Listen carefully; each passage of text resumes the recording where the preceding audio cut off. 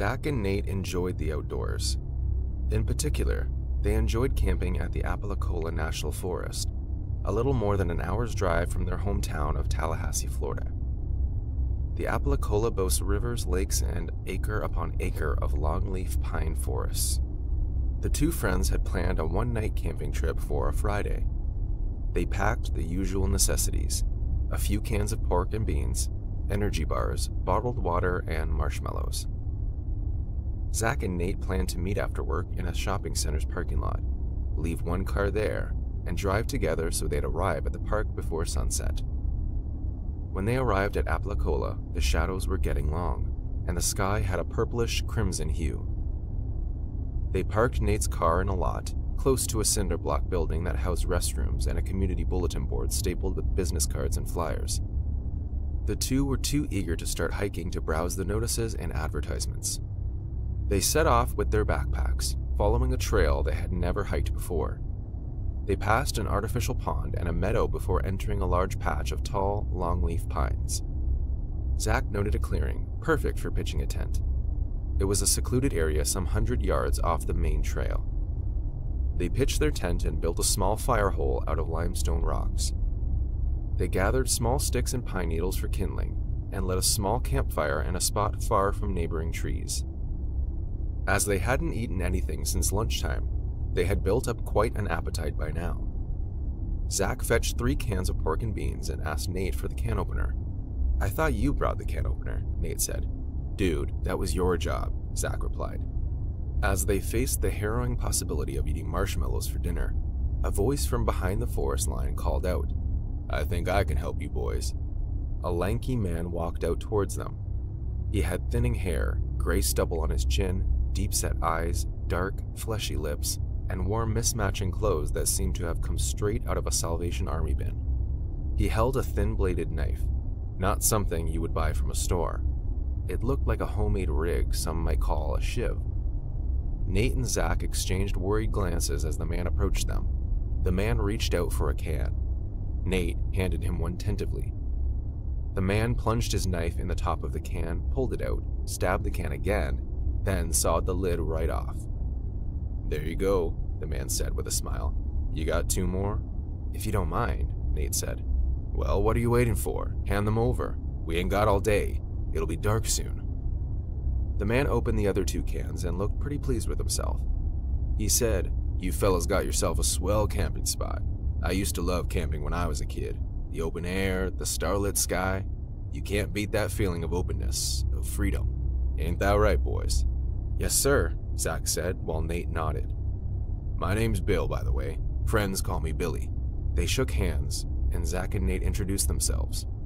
"You got yourself a nice campfire going. You fellas don't mind if I sit a little and rub my hands together by your campfire, do you?" The 2 friends not only invited him to stay, but they also offered to share their dinner of pork and beans. "I don't mean to put you out none," Billy said, "but pork and beans by a campfire sure sounds good." They heated the beans in a flat skillet and then sat eating from paper plates around the campfire. Zach and Nate were not in a talkative mood, not feeling quite at ease with a stranger barging into their camping trip. Billy, on the other hand, talked up a storm. "I sure miss this. I forgot how good it is to eat outdoors next to a fire. I reckon I'll do it more often," Billy said. When the last of the pork and beans was scraped up, Billy asked, "You wouldn't happen to have any more food, would you? I've been walking all day and managed to build up quite the appetite." Zach thought it strange that a man would come out camping without his own supplies, but wasn't about to ask the older man anything about it. Zach said, "We have marshmallows." Billy's face lit up. "Well, I'll be damned. I can't even remember the last time I had roasted marshmallows. Come on, Zach, let's have at 'em." Zach went inside the tent and returned with a large bag of marshmallows. As he sat down by the campfire again, Billy asked him, "You wouldn't happen to have a bar of chocolate and some graham crackers in that stash of yours?" "I'm afraid not," Zach said. "That's a shame," Billy said. "We could have built ourselves some s'mores. You boys like s'mores?" "Course you do, everyone likes s'mores." The 3 campers impaled the marshmallows on slender sticks and roasted their marshmallows. As they blew on and nibbled their dessert, Billy began telling ghost stories. Except they weren't like your typical tale. Each story involved a bank robber that was repeatedly haunted by ghouls. When they finished eating, Billy pulled a harmonica from his hip pocket and started playing. The man had an unending repertoire of songs, everything from blues to folk tunes, bluegrass to gospel, and boy was he good. Zach and Nate loosened up and even joined in a little impromptu singing. "How'd you get so good with a harmonica?" Zach asked Billy. "Lots of practice," Billy said. "In my line of work, there's a lot of time between jobs. A man's got to find a way to kill time. Thank God for music friends. That's all I've got to say." It was well past midnight when Zach and Nate exchanged glances, and Nate stretched his arms to say he was beat. He was going to hit the sack. "Yeah, me too," Zach said. "If you boys don't mind, I think I'll just sit here by the fire a little longer, look at the stars," Billy said. "Yeah, no problem," Zach said. The two boys went into their tent and lay in their sleeping bags. Neither one could sleep. At one point, Zach said, "Billy seems like a nice guy." "Yeah, he's all right," Nate said. When Zach and Nate woke up the following morning, Billy was gone. The two friends looked at each other and shrugged. They ate an energy bar, unfurled their tent, and cleaned the campsite. Then they headed back towards Nate's car. "Where do you think he went?" Zach asked Nate. "Who knows, man, who knows?" When they got to the parking lot, they loaded their backpacks into the trunk of Nate's car. Seeing as they had a long drive ahead of them, they decided to use the restroom. When he was done, Zach washed his hands and was drying them with paper towels, standing in front of the community bulletin board, going over an ad for a used bike for sale. His eyes moved over to a freshly affixed flyer, and his jaw dropped. When Nate walked out of the restroom, Zach said, "Dude, come look at this." Nate approached him. Zach pointed to the flyer.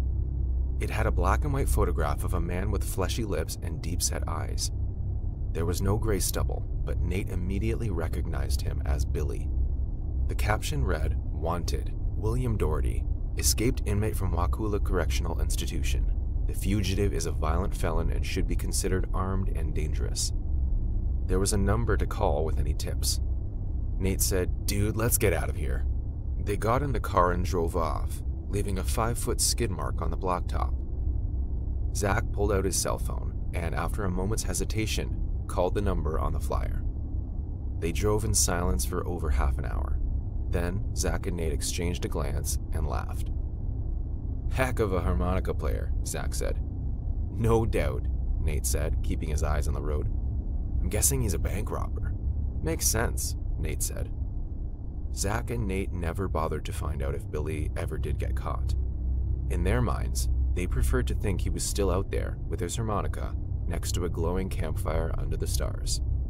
They laughed off the incident, but they never went camping again.